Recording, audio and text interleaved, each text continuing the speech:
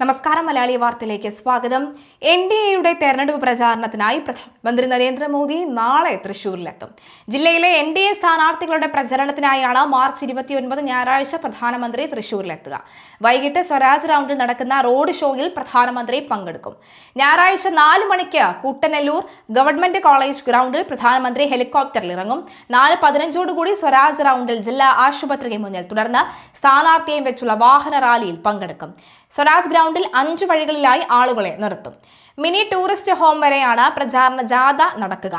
പ്രധാനമന്ത്രിയെ കാണാൻ എത്തുന്നവർ കുടയോ ബാഗുകളോ കുടിവെള്ളമോ നാണയമോ ഒപ്പമെടുക്കാൻ അനുവദിക്കില്ല എന്നും അറിയിപ്പുണ്ട്. തൃശൂരിൽ പൊതുസമ്മേളനമില്ല. സ്വരാജ് റൗണ്ടിൽ ജില്ലാ ജനറൽ ആശുപത്രി പരിസരം മുതൽ നടുവിലാൽ വരെ 900 മീറ്റർ റോഡ് ഷോ ആണ് പരിഗണനയിലുള്ളത്. ഇതിൽ എൻഡിഎ സ്ഥാനാർത്ഥികളായ പത്മജ വേണുഗോപാൽ തൃശൂർ, കെ അനീഷ് കുമാർ മണലൂർ തുടങ്ങിയവർ പങ്കെടുക്കും. പാലക്കാട് മണ്ഡലത്തിൽ മത്സരിക്കുന്ന ശോഭാ സുരേന്ദ്രന്റെ പ്രചാരണത്തിലും മോദി പങ്കെടുക്കും.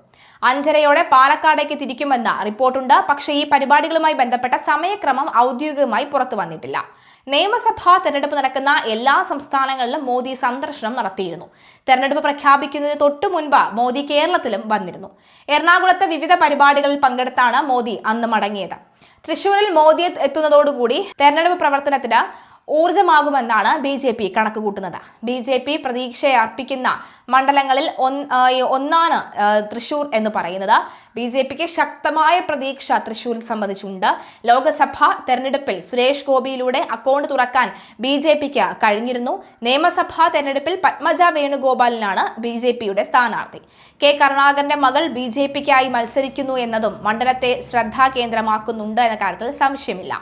കഴിഞ്ഞ 2 നിയമസഭാ തെരഞ്ഞെടുപ്പുകളിലും തൃശൂരിലെ UDF സ്ഥാനാർത്ഥിയായിരുന്നു പത്മജ.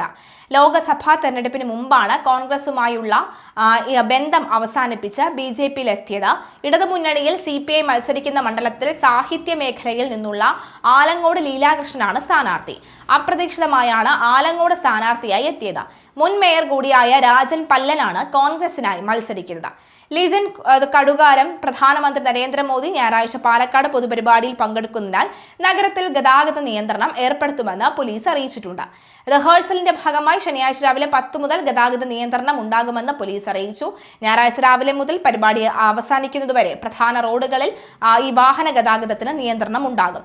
വാഹനങ്ങൾ വഴിതിരിച്ചുവിടും. വടക്കാഞ്ചേരി, ആലത്തൂർ, കുഴൽമന്ദം ഭാഗങ്ങളിൽ നിന്ന് സ്വകാര്യ ബസ്സുകൾ ദേശീയപാത, ചന്ദ്രനഗർ വഴി സ്റ്റേഡിയം ബസ് സ്റ്റാൻഡിൽ പ്രവേശിക്കണം.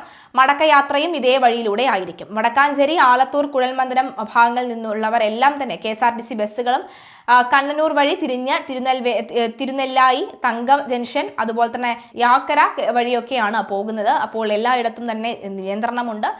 എന്തായാലും ശ്രദ്ധിക്കുക.